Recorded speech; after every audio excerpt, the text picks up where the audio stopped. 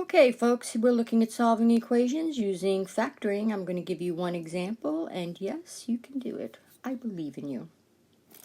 Let's get started.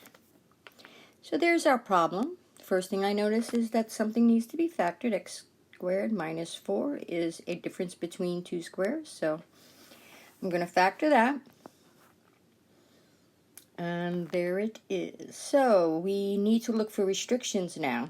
They're domain restrictions. We need to know what numbers would make the denominator 0, which you just don't want to have in any fraction. So x cannot be 2 or negative 2.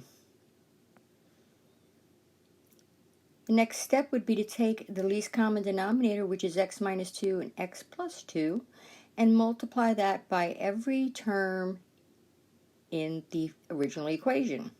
We're doing that so that we can eliminate the fractions.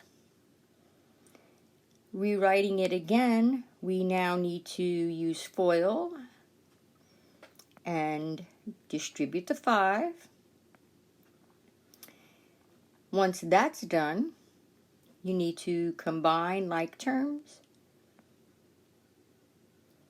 And now we have our new equation, but we're not really yet ready to solve it because we need to subtract the 2. In order to solve this, we need the equation equal to 0. That's very important. So now I'm going to factor this trinomial. And we ask that famous question, what can I multiply to get 4, but add to get positive 5? And the math here is very simple. As you can see, this is more about the process than it is about working with large numbers. So now I have two binomials that equal 0. So I'm going to split that up because the answer could be one or the other. In the first case, x will equal negative 1. In the second, x equals negative 4. But you have to remember, check those solutions with your restrictions.